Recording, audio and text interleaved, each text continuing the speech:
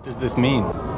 People have always made models of the real world to entertain themselves or to see how it works, to get a sense of the big picture, to see how all the pieces fit together, and then maybe they get a better understanding of the world that they live in. The problem is the world has no life of its own. When the creator looks away, the world goes to sleep. It will never surprise you. The reason these characters have no life of their own is because they're flat. They're driven by these sticks that we handle. What we're more interested in doing is building a community of interacting entities that are driven by their own desires. For that community to have life and 3 dimensions, it can't be digitized from particular shots. It, and the space it inhabits, has to be modeled completely inside the computer. Well, the first thing in creating a 3D character, in this case, would be to start with a skeleton, which is what I have on the screen now. It's a character walking. To create that, what I would do is start drawing the various joints in the skeleton. We'll build a chain with arms, legs, a back, a backbone, and a head, and basically that gives us all the flexibility that we need to get somewhat realistic looking skeleton walking through space. So now we have a complete skeleton, but what does it need now? It needs a body to walk with it too. Basically, I'm skinning the skeleton with a pre-built body and can manipulate the skeleton and the body will follow. A body can be generic, but a face is full of individuality, which translates for programmers into information. For facial expression, you do need fairly complex models. When you're having a conversation with someone, the area of your face that the person is looking at most are the eyes and the mouth. So each head here is 4,000 polygons. So now we have a pretty anonymous looking wireframe head. It's very hard to sort of pick out the identity of who this person is. So the best way to do that, it would be to put an actual face on the character. So now it has a skin, but it doesn't look very convincing in this case. It doesn't have any subtlety to it. The colors don't look like a face looks, the shades, the wrinkles. This here is the actual photograph of the actor, and it's basically projecting it onto the wireframe model, and then when the wireframe model moves, the texture moves with it. However gorgeous, these faces aren't worth much as actors unless they can say whatever lines are thrown at them. The way that the lip sync package KISS works is it interpolates between 3 basic shapes. There's the closed mouth, the ah, and then the ooh. So 3 exaggerated shapes, and from those 3 shapes we can derive all the shapes that are expressed when someone speaks. And here are the 3 shapes for this character. And when we animate this over time, or add them together, you can make all kinds of different mouth shapes, and it can look like a person is talking. Captain's personal log. I'm entering the ship's holodeck, where images of reality can be created by our computer.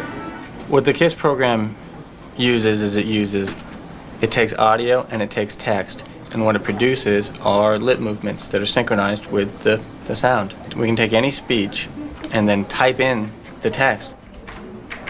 The text is used to generate the phonemes, which in turn will create an animation of a character speaking those words. So it's a universal lip sync speech generator, and it can work in any language. Highly useful in crew training. Highly enjoyable when used for games and recreation. Highly enjoyable when used for games and recreation.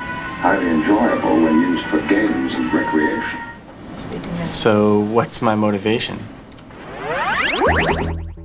Games are beginning to deal in emergent behavior. The sum of many different choices may produce something neither the designer nor the player expected. Something with a kind of life of its own. In this game, Syndicate, that's fairly easy, since that life is mainly limited to shooting and looting.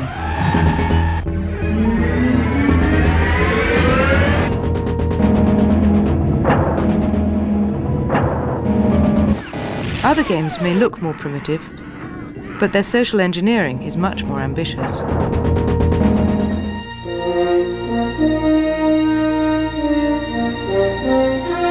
This is a test version, an interim version of Star Trek Next Generation title called A World for All Seasons. We're being hailed. What we've done is Main viewer. make a program which combines elements of simulation and narrative. In a simulation, you typically will create a vehicle or some kind of physical object and imbue it or provide it with the behaviors of the object as it would act in the real world. So, for example, you may make a plane or a car, and it'll work like a plane or a car in a three-dimensional environment. What we've done is take that principle and apply it to human beings so that we are creating objects which have the characteristics and behaviors of human beings. And we're not saying that they really are alive or sentient or aware. We would, you know, it would be interesting if we could get them angry or afraid. But they'll do that only if we provide them with the behaviors. So we want just enough dramatic performance from these characters to hook the viewer. All that involves is programming a CD with rules like the rules of football to govern the subtleties of human interaction. And one of the places we start is with desire. Characters are driven by desire, and they have objectives. And to the extent that their desires and objectives conflict, we end up with drama. The transmission came from your planet's surface. Who sent this? Within the scenario, they know that there are things they need to do, whether it's save the Enterprise or connect with a new world where there is a new race of beings that they have some common ground with. That provides them with the objectives. And then we build into them sequences of events that they may or may not elect to pursue, but they really make the decision as to what they should do next. Set objectives. Control Magnus. That means that they're somewhere in a world, and you'd like to see where they are naturally, and you use this controller. In this case, we've created a simple kind of picture-in-picture interface. And this is a form of channel surfing where you can jump from one character to the next and see what they're up to. If you jump from character to character, they are involved in their experiences. Whether or not you're there to see them, they are acting. In this case, we have an alien who's making his pitch to get help from the Federation. We're being hailed. Main viewer.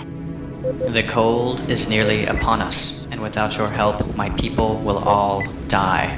Aren't their lives worth saving, Captain Picard? Counselor, I am moved to offer our help, but is this sincerity or guile? Does he speak the truth? Picard turns to his counselor for advice, and at this point I can kind of steer her and determine what she's likely to do. And that's what makes it more interesting. It's one thing to jump from channel to see characters and what they're doing. It's another to jump to a channel, see a character, and using a controller, take part in the decision making that they're going through anyway.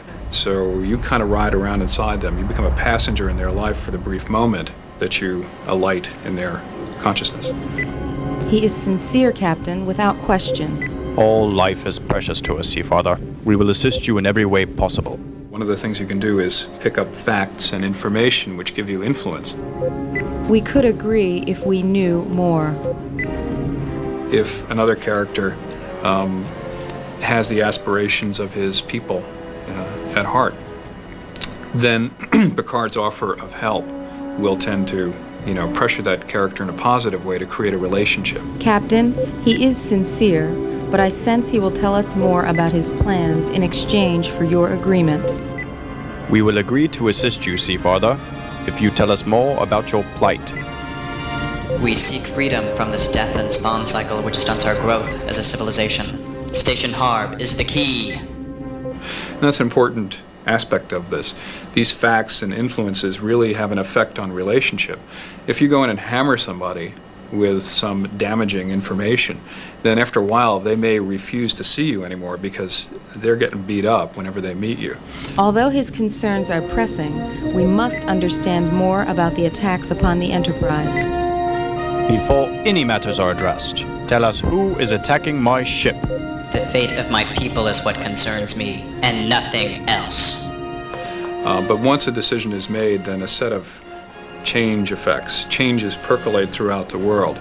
Messages are sent from one character to the next, and people reorient their view of the world. So if we've turned back this character and not gone forward with Federation membership for him, his rivals will know that he's failed in his mission as a result of our decision, and will then change their behavior. So what we're hoping to create is a kind of twitch drama, where instead of, twitching your way through a battle with unnamed foes, you're actually twitching your way through a set of encounters and putting spin on what happens in these situations. But is this sincerity or guile? Does he speak the truth?